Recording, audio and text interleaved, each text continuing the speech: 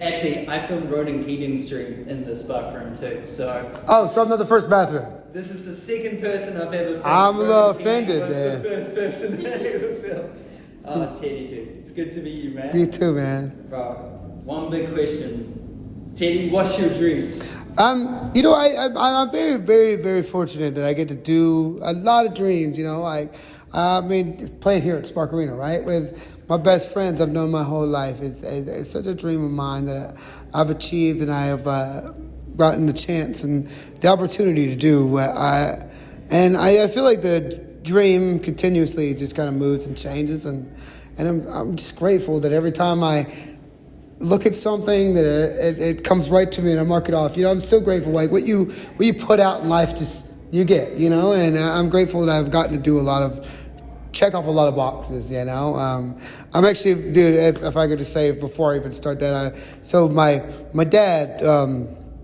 He's my hero, man. He's my best friend in the world. If we're just talking about dreams in general, one of his favorite bands ever is Aerosmith, you know, and on the 20th of September, he turns 55, and we're going to go do one night opening up for them in Pittsburgh, and on his birthday, you know, and he's like, son, when I was in the Army, you know, I used to run 5 miles a day listening to Aerosmith, and now my son's opening up for him, and he said, I don't even care about Aerosmith. Teddy Swims is a damn shit, dude, you know, and so I keep marking off a lot of these boxes in my life, you know, and you know, to open up for my dad's favorite band on his birthday, 55, you know, it's like even something that I didn't even dream, you know, and it's a dream that I check off, and I'm so fortunate. But I think, you know, when I think about the dream that I've always had, it's always for me, it's been children my whole life, you know, like children, or like my biggest call in life has always been my calling. Like I love children, and like with my dad,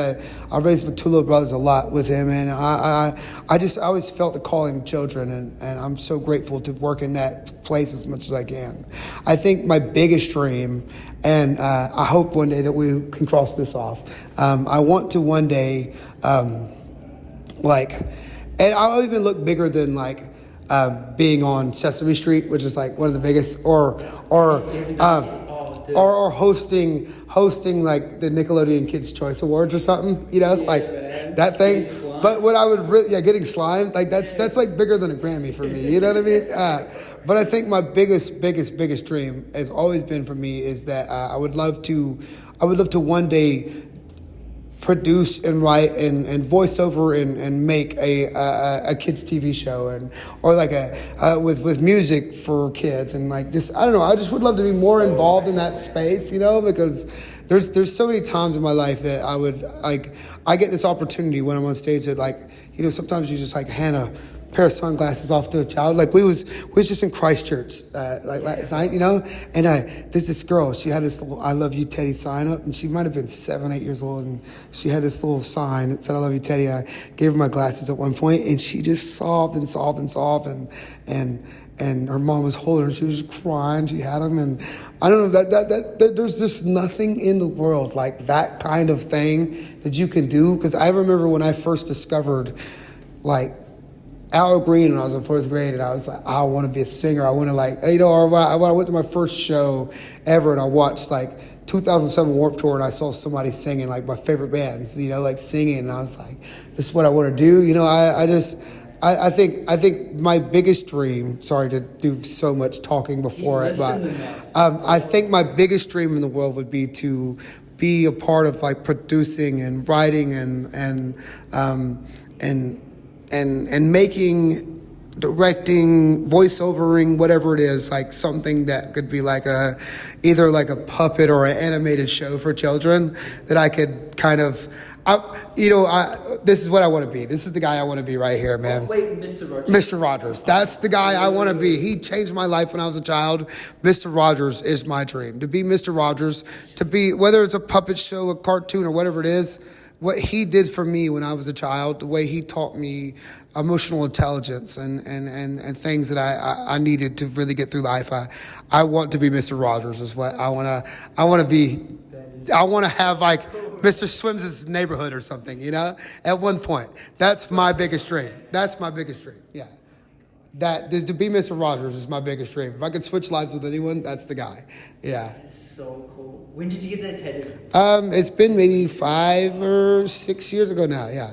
He's changed my life, man. When my grandparents were like Pentecostal pastors, so we'd get off like the bus there, and we're not allowed to watch anything but like PBS, which and I just watched him all the time. He was the first person that ever taught us about like emotionally dealing with things, like about like, what do you do when the mad you feel? You could stop at any point. You can control your emotions. You can feel your emotions. And he taught us about pets dying and how to deal with death and really like had like real conversations with kids and exposed kids to things, and I think in this world that we're in now, children are just like so exposed to things that we were never exposed to, like in our age group, like our parents could like hide us from things that they didn't want us to find out, and we could be hidden from things. Nowadays, these kids are already exposed to everything, predisposed to everything, and there's nothing we can do about it. Like at like maybe at like 7 years old, like it's time to finally start having the sex talk with them. It's like scary that like these kids are getting everything, but kids are resilient and beautiful, and I just like.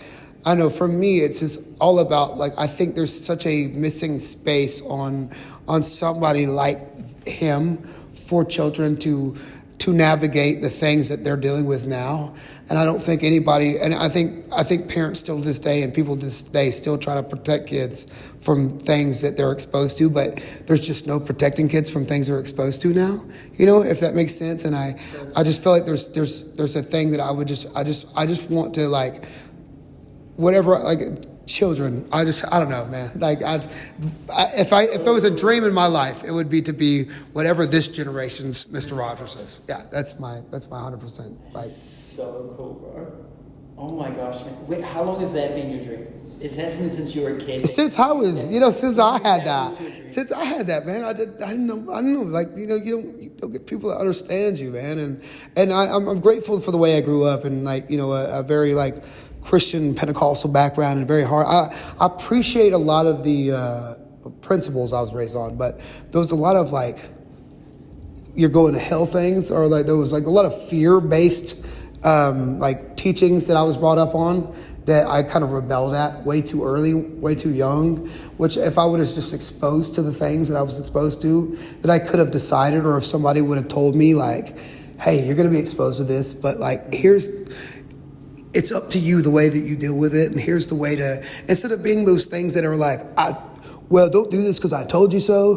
When kids ask why, just tell them the whys, like, and I got so many of those, and so many times in my life from Mr. Rogers or from my father that was like, that will give you the why and not be like, because I said so, and I just feel like there's, in this day and age especially, there's just not enough room for kids to have that, like, that patience and that, like, these kids are going through, and I think my biggest dream would be to either be that or have any way that I could kind of help be a part of anything that helps kids. Just really, instead of like all the content they're getting now that's just so ADHD and it's just like, it's just like huge on it. Like, it's like weird. Like, kids aren't getting like real, like, I don't think that they're really getting like real, like, sitting down and talking to, like they're getting just like boom, boom, boom, boom, just big ADHD fucking like big things, Who needs that right now? I think so, dude. Yeah, and so